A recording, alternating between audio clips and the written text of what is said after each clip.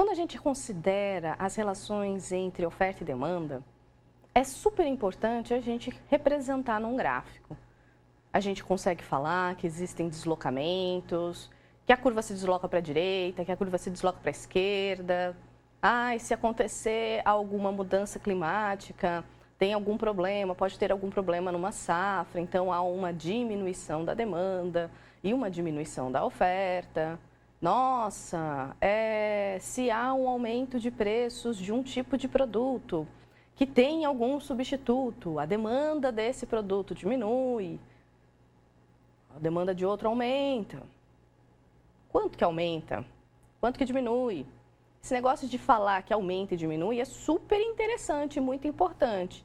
Mas veja, a gente precisa entender qual é o valor deste aumento. Como que a gente vai utilizar essa informação? É simples. A gente vai precisar de um valor percentual, porque fica muito mais fácil da gente fazer qualquer tipo de comparação usando uma porcentagem. Eu tenho certeza que você já viu que em empréstimos você paga alguns por cento de taxa de juros. 5% ao mês, 3% ao mês. Quando você vai fazer alguma aplicação financeira, a mesma coisa. Então, fica mais fácil da gente conseguir visualizar qual é esse aumento ou qual é essa diminuição utilizando uma porcentagem. No caso da economia e no caso das forças de mercado, o que a gente vai fazer é considerar um conceito que é muito aplicado na física e trazê-lo para a economia. Se os preços dos produtos eles se modificam, a gente tem comportamentos diferentes em relação a ser oferta ou ser demanda. Então, a gente vai conseguir mensurar essas variações de preços nas variações das quantidades, que são ou ofertadas ou demandadas. E quando a gente pega esse conceito da física, de mostrar essa resposta, essa sensibilidade, esse conceito lá na física ele chama elasticidade. E aqui ele também vai chamar elasticidade. A gente consegue fazer muito dessas coisas, pegar conceitos de outras ciências e aplicar na economia. E o conceito de elasticidade nada mais é do que uma medida de sensibilidade, de variação de preços em relação à quantidade de um determinado produto. Pode ser uma variação de preços de um produto que seja substituto ou complementar na demanda, na quantidade demandada de um bem. Não necessariamente precisa ser o mesmo bem. Então, a gente vai ter sempre títulos que estão associados a essas elasticidades, o que vai facilitar a nossa análise de identificação do que é importante para cada um dos conceitos. Então, a gente tem essa ideia da elasticidade, de uma medida de sensibilidade, sempre levando em consideração que você vai precisar da variação percentual de preços e a variação percentual da quantidade. Pode ser uma variação percentual da renda? Pode. Como assim? Imagina que a sua renda aumentou 10%. Se ela aumentou 10%, 50%, 100%, você não vai consumir mais? Então, tem uma relação entre receita e quantidade demandada. Por isso, é importante a gente saber qual é o impacto nessa sua quantidade demandada em termos percentuais. A gente não quer saber quantos produtos a mais você consome. Eu não quero saber se você vai consumir 2 pacotes a mais de arroz. Não! Esse valor, 2 pacotes a mais, ele não traz uma especificidade da sua relação com o preço.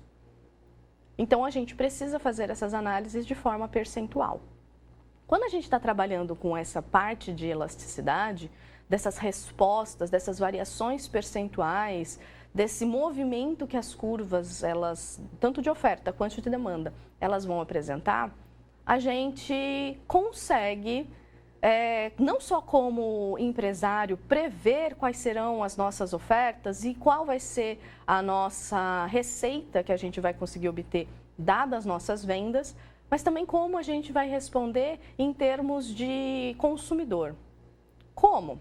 Pensa assim, a gente tem esses 2 conjuntos de agentes econômicos, empresas e consumidores. quando a gente está trabalhando com elasticidade, a gente vai ter também dois conjuntos de elasticidades. Porque o que vai influenciar as modificações na demanda não é a mesma coisa que vai influenciar as modificações na oferta. Tá, entre esses dois, entre oferta e demanda, existe duas variáveis que são comuns, que é o preço e a quantidade. Mas a quantidade é quantidade demandada ou quantidade ofertada. O preço continua sendo o mesmo para todos os casos. Então, por conta desse sobrenome, digamos assim, porque a gente tem com as quantidades, é importante a gente ter elasticidade da oferta e elasticidade da demanda. Só que a gente não vai colocar esse "da" na frente. A gente vai falar elasticidade preço da demanda e a gente vai falar de elasticidade preço da oferta. A gente então vai ter elasticidade focada na oferta e vai ter elasticidade focada na demanda. Essa elasticidade, ela vai ser sempre representada pela curva. Como assim? A gente vai ter curvas mais ou menos inclinadas, mais próximos da horizontal ou mais próximos da vertical. E isso faz com que a gente consiga identificar se essa curva, ela pode ser mais ou menos inelástica ou elástica. Então pensa naqueles elásticos de cabelo. Ou aqueles elásticos para amarrar dinheiro. Quando você pega eles são bem pequenos, eles estão assim concentrados. A hora que você faz um comportamento, ele abre, ele alaceia, mas ele volta para o seu ponto original. Até que em um determinado momento, ele alaceia e ele não volta para o ponto original. Ele fica um pouquinho maior. O elástico, ele perde um pouco dessa sua elasticidade, ele não volta como um todo. É essa ideia que a gente tem que trabalhar tanto para a oferta quanto para a demanda. Essa resposta. Se houver uma mudança, por exemplo, nos preços do arroz, os consumidores vão responder de forma mais devagar do que uma mudança nos preços, por exemplo, do supermercado, ir a um cinema, a um parque que você precisa pagar alguma entrada. Essas a gente responde muito mais rápido. Agora, o arroz a gente tende a ter uma resposta um pouco mais devagar. Por quê? Porque com base na elasticidade, a gente consegue chegar a conclusões sobre se esse bem ele é um bem que a gente vai chamar de um bem normal, se ele é um bem de luxo, se ele é um bem conhecido como um bem inferior, porque tem um comportamento diferente, se ele é um produto, um bem elástico, inelástico. A gente precisa saber esses conceitos. Sem saber esses conceitos, fica muito difícil para o empresário conseguir prever qual vai ser seu faturamento. Por quê? A previsão de faturamento depende da resposta do consumidor, em termos de quantidade que eles vão comprar, de acordo com os preços. Então, é super importante fazer esse tipo de análise e entender o papel da elasticidade. Se a gente não consegue entender, fica bem difícil da gente estabelecer alguma estratégia de colocação de produto no mercado.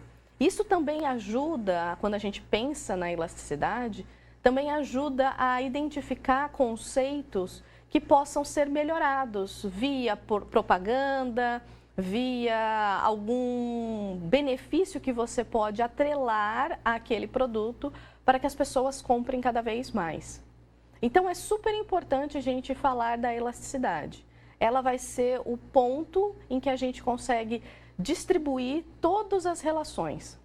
Quando a gente pensa na elasticidade preço da demanda, a gente vai ver uma relação entre a variação de preços e a variação de quantidades demandadas.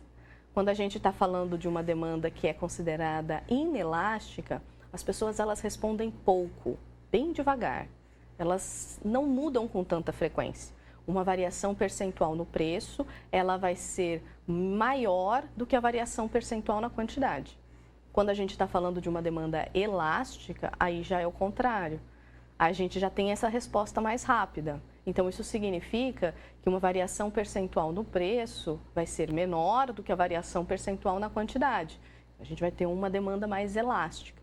Existe uma medida, uma fórmula que a gente usa para fazer esses cálculos. Mas se você tiver as variações percentuais, fica bem fácil de você fazer essas comparações e chegar a essas conclusões de forma a identificar se aquela demanda ela é elástica ou inelástica. Pensando em todo o contexto de oferta e demanda, quando a gente fala de elasticidade, que é a medida de sensibilidade, a gente realmente precisa não só focar na elasticidade da demanda, que sim, tem os conceitos de ser elástica, inelástica, mas também tem um conceito que é importante, que é chamado de elasticidade unitária ou demanda unitária. O que isso significa? Que a mesma variação que acontece nos preços, acontece na quantidade demandada. Tá bom, então se o preço do gás natural que a gente usa nas nossas, para fazer a alimentação, para ligar o fogão, para aquecer o chuveiro em alguns lugares, se ele aumenta 10%, a gente diminui a quantidade demandada em 10%. Vendo? Tem essa complementariedade. Eles são iguais, essas variações percentuais. Então, a gente tem uma demanda que é unitária. Tá bom. Considerando esse ponto de que a gente tem essas variações que sejam mais associadas à demanda, a gente também tem as variações associadas à oferta. Por quê? Porque existem fatores que vão influenciar quanto que as empresas estão dispostas a colocar a mais ou a menos de produtos no mercado. Existem também variações de preços e variações de quantidade. Então, na elasticidade preço da oferta, a gente não vai fazer uma análise com a quantidade demandada. A gente vai fazer uma análise com a quantidade ofertada, exatamente. E quando a gente pensa nessa quantidade ofertada, a gente está considerando quanto que as empresas vão colocar no mercado. É super importante considerar este ponto, porque sem ele a gente não conseguiria tomar algumas decisões. Claro que quando a gente está falando de elasticidade de preço da oferta, não é sempre usada em estratégias de aumento de faturamento, de conquista de mercado, essas coisas assim. O que a gente precisa conhecer melhor como empresário é a demanda que a gente tem. Mas a gente também precisa se conhecer e a elasticidade de preço da oferta, ela propicia isso. Então, qual é a ideia? É a ideia de que você vai ter uma variação percentual nos preços daquele produto que vão influenciar a quantidade ofertada daquele produto. Não pode esquecer que no caso aqui, a gente tem uma relação que é direta, vinda da lei da oferta. Quando há um aumento de preços, há um aumento de quantidade ofertada. No caso da demanda, isso é o contrário. Quando há um aumento de preços, há uma diminuição da demanda.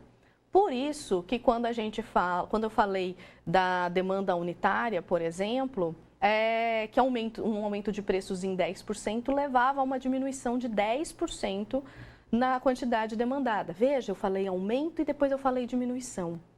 Aqui eu vou falar o aumento de preços em 10%, aumenta a quantidade ofertada em 10%.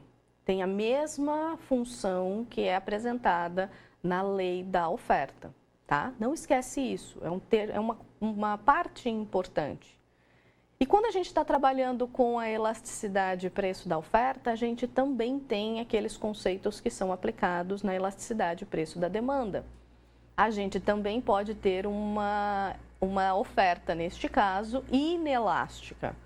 Isso significa que uma variação percentual no preço tem uma resposta menor na quantidade que é ofertada. Os preços aumentam em 50% e a quantidade ofertada aumenta em 10%. Entendeu? A variação percentual na quantidade ela é menor do que na dos preços. E isso traz algumas características interessantes que a gente pode aplicar nesse negócio para saber por que, apesar dos preços aumentarem de forma absurda, dobrarem de preço, e as empresas não conseguirem colocar aquele produto no mercado, pode ser um problema de organização, de gestão, de falta de mão de obra, de falta de insumos.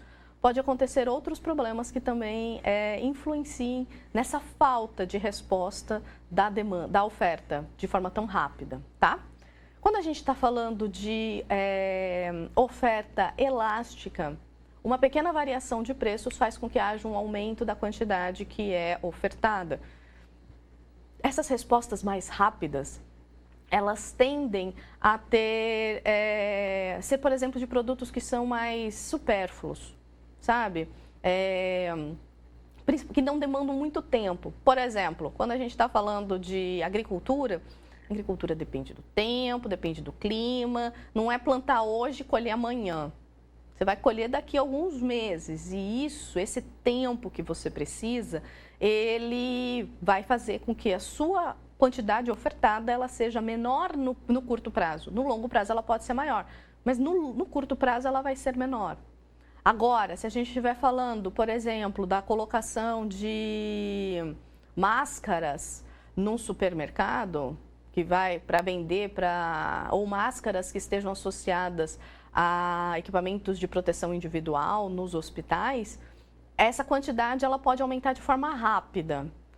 Óbvio que no começo a gente vai ter uma demanda, uma oferta menor, e com o passar do tempo, e um tempo muito mais rápido do que ficar pensando em meses, como numa colheita de uma fazenda, você tem essa possibilidade de colocar o produto de forma mais eficiente no mercado. Então a gente tem dois tipos de oferta até o momento, inelástica e elástica. Muito bom. Qual é a outra que a gente tem? Assim como na demanda, a gente tem 3 elasticidades. Aqui a gente também tem 3 elasticidades. A outra é a elasticidade unitária. Os preços aumentaram em 10%, a quantidade ofertada aumenta em 10%. É sempre assim, tá? Essas relações de oferta e como ela é importante em termos de elasticidade, elas podem ajudar um gestor a organizar a sua linha de produção. Mas só isso.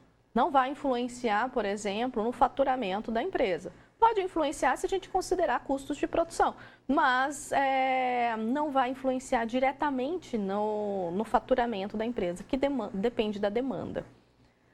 Mas existem outros tipos de elasticidade. E todos eles são focados em quem? Exatamente, na demanda. Então, quando a gente está falando de outros tipos de elasticidade, a gente tem uma elasticidade que é chamada elasticidade preço cruzada da demanda. O que é a elasticidade preço cruzada da demanda? É a variação percentual de preços de um produto X e o efeito que essa variação vai ter na quantidade demandada de um produto Y. São produtos diferentes. E quando a gente considera isso, a gente está vendo aquela comparação que tu faz quando você vai ao supermercado, sabe? Ai, nossa, a maçã argentina está mais cara do que a maçã nacional, vou levar ela, que está mais barata. Você está substituindo um produto por outro. Nossa, fui ali na cantina da faculdade e tomei um suco e um salgado juntos. Nossa, eu preciso de um e do outro, eles são complementares. Assim como o sapato, você tem um pé direito e um pé esquerdo. São complementares, a gente precisa dos dois. Esse tipo de comportamento a gente consegue visualizar também na elasticidade, via essa elasticidade preço cruzada da demanda. A ideia é que a gente consiga identificar se os produtos são substitutos ou se eles são complementares.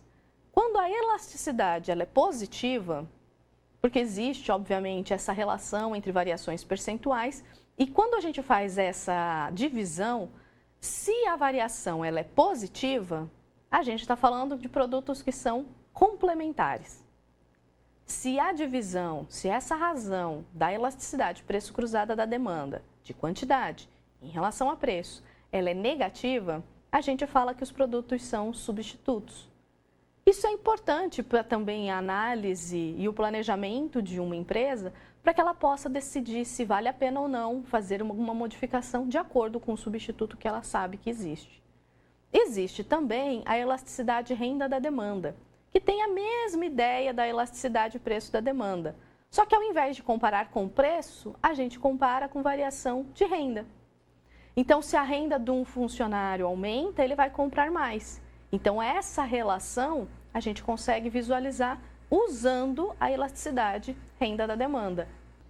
Quando a gente pensa nas relações que são possíveis com a elasticidade, é super importante a gente saber se a gente está trabalhando com elasticidade, preço da oferta, preço da demanda, renda da demanda, preço cruzada da demanda. A gente precisa saber qual é o tipo de elasticidade que a gente está trabalhando. Muito bom. Ao saber, ao conhecer qual é esse tipo de elasticidade, a gente consegue fazer algumas distinções. No caso, por exemplo, da elasticidade renda da demanda, a gente consegue identificar os tipos de bens. Então, a gente tem 3 grandes tipos de bens. A gente tem bens que são chamados bens de luxo, que são aqueles em que uma variação percentual pequena na sua renda faz com que você compre um monte, mas um monte de produto. Isso é um bem de luxo. Ah, mas, por exemplo, eu posso ter um aumento de, sei lá, 15% na minha renda. Posso. E antes desses 15% de aumento na sua renda, você ia uma vez ao cinema por mês, ou uma vez a cada 2 meses. E agora, com esse aumento de 15% na sua renda, você vai todo final de semana. Todo final de semana. Isso é um bem de luxo. Então, bem de luxo não precisa ser um iate, uma joia, uma bolsa cara, não precisa ser um avião, não precisa ser essas coisas. Um bem de luxo, ele vai acontecer quando para cada um dos indivíduos a gente tem um aumento pequeno da renda e um aumento exacerbado de consumo de um determinado produto. Mas tem que ser exacerbado, viu? Tem que ser um valor muito alto desse aumento de demanda. Esse é um bem de luxo. A gente tem bens que são mais considerados normais. Por quê? O aumento da tua renda faz com que você aumente um pouquinho o seu consumo. Então, a sua renda aumentou 10%, você compra uma televisão nova e coloca em algum outro cômodo da tua casa. A sua renda diminuiu 10%, você vende algum negócio, você compra menos de algum determinado produto. Esse comportamento que a gente acaba tendo com grande frequência, ele é conhecido como bem normal. Mas existem alguns produtos que eles têm um comportamento distinto. E eles acabam tendo um nome diferente. Porque você tem bem de luxo ou bem superior, você tem bem normal e você tem bem inferior. O bem inferior não significa que ele seja de uma qualidade menor do que a de um bem normal ou de um bem de luxo. Não está atrelado à qualidade, está atrelado ao seu comportamento. Se você tiver um aumento de renda e antes você andava de ônibus e passou a utilizar muito mais, a comprar um carro, ou buscar uma moto, alguma coisa assim, ou algum outro tipo de transporte, se você fez essa substituição, o automóvel, o produto que você substituiu, ele é um bem normal, porque aumentou a sua renda e você aumentou a demanda de um outro produto. Em compensação, a passagem de ônibus, como houve um aumento da tua renda e você diminuiu, perceba, aumentou a renda, diminuiu a sua quantidade demandada, então ele se torna um bem inferior, porque você tem um comportamento diferente do que é esperado. Aumenta a renda, aumenta o consumo. Esse é o comportamento que é esperado. Não um comportamento de aumenta a renda, diminui o consumo. Com base nessa ideia de bem inferior, a gente consegue, olhando para cada um dos comportamentos que a gente tem e para cada um dos bens que a gente pode adquirir, identificar quais são aqueles bens que são normais para a gente, aqueles bens que são normais para outras pessoas e para você pode ser um bem inferior. Não tem problema ser diferente. O importante é a gente conseguir fazer essa identificação. Tudo bem. Olhando para essa ideia, faz assim total sentido a gente analisar o que acontece em termos de oferta e demanda, tá bom? Mas a gente já tinha discutido previamente sobre a interferência que o governo pode fazer em alguns momentos na economia, colocando mais impostos ou tirando impostos. Isso é uma política pública muito utilizada, chamada de política fiscal, e esse aumento de impostos em alguns setores pode influenciar a oferta e a demanda. E a gente já tinha discutido isso. Tá. Quando a gente pensa, então, nessa relação de oferta e demanda e a aplicação de um imposto, O imposto ele vai ser aplicado principalmente no consumo. Um imposto que é um imposto indireto, que é esses impostos associados ao consumo, ICMS, tudo que ISS, que é um imposto sobre serviços, tudo que tiver associado ao seu consumo, esse imposto é um imposto indireto. Então, se você pegou um cupom fiscal de sei lá, que você foi a uma farmácia comprar um medicamento, se você olhar embaixo bem lá no finalzinho, próximo aonde você fez, onde estão as informações do seu pagamento, está escrito assim, valor aproximado de tributos pagos. No valor percentual, tem um valor ali aproximado e tem em reais qual é o valor desse imposto do produto, da compra que você fez. Tá bom. Esse imposto, ele vai influenciar a demanda, mas também pode influenciar a oferta. Depende do quê? Isso, depende da inclinação da curva. Se a curva de demanda ela é elástica ou inelástica, ou unitária. Quando a gente tem uma curva de demanda mais elástica, o consumidor responde de forma mais rápida a qualquer variação de preço. Então, quem vai arcar com uma carga maior de pagamentos de impostos, desse imposto que foi aplicado pelo governo, vai ser não o consumidor, mas vai ser o produtor. É esse que vai pagar uma parcela maior. Agora, se a gente tiver com uma demanda que é mais inelástica, o fato dela ser mais inelástica corresponde a ter uma variação menor nas quantidades e que estejam associados à variação de preços. Os preços mudam, aumentam e as quantidades elas variam pouco. Se o consumidor demora para responder, então ele vai arcar com mais do imposto do que o produtor. Então, a gente consegue fazer essas distinções, consegue verificar essas ideias, principalmente quando a gente está considerando a aplicação de um imposto ou o papel do setor público, que sim, precisa cobrar impostos, é um fator importante, principalmente para a gente poder fazer todas as políticas públicas que são necessárias. Mas ele vai, dependendo do tipo de curva que você estiver trabalhando, quem vai arcar mais com os custos pode ser o produtor ou pode ser o consumidor. E isso, às vezes, traz aquela sensação de, nossa, só o consumidor paga imposto. Nossa, só o produtor está pagando imposto. De todo aquele produto que eu tenho, sei lá, 34% é só de pagamento de imposto. E o produtor não leva esse recurso fica para o governo.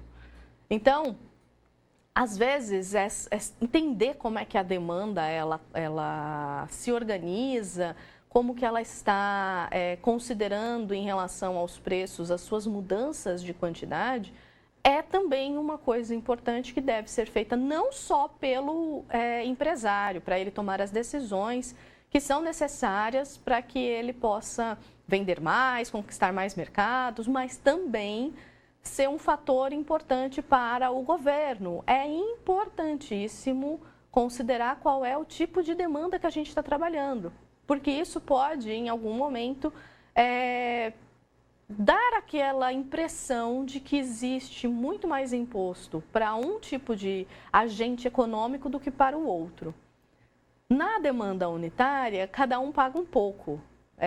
Consumidores e vendedores pagam metade, tá? Por quê? Porque a variação é um aumento de 10% do preço, diminui 10% na quantidade. É uma variação que é equiparada, né? Então, se a gente consegue encontrar este equilíbrio, um pouco vai ser pago pelo consumidor e um pouco vai ser pago pelo produtor. Mas sempre que a gente estiver considerando avaliações das forças de mercado, que são oferta e demanda, a gente precisa olhar para a elasticidade, inclusive se nós formos parte do governo.